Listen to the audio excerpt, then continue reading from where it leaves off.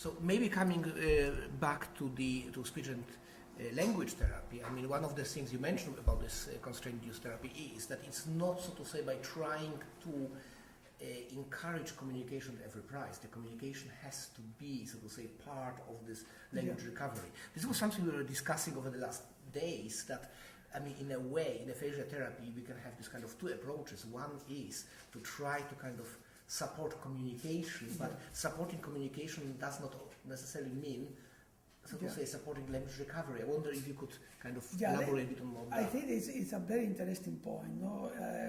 There are some evidence from Rosemary Barley, no, that has shown that language and communication are mediated by different brain structures.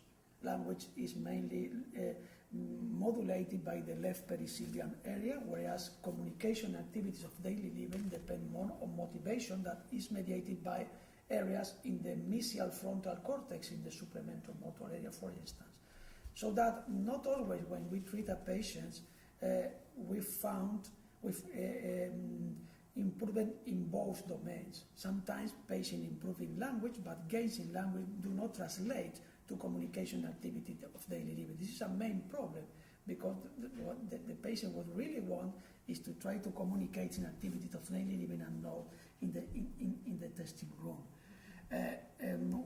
When we use drugs, for instance, such as bromocriptine, modulating the activity of the dopaminergic system, or memantine, we found that there is some generalization of the language gains to communication and activities of daily living.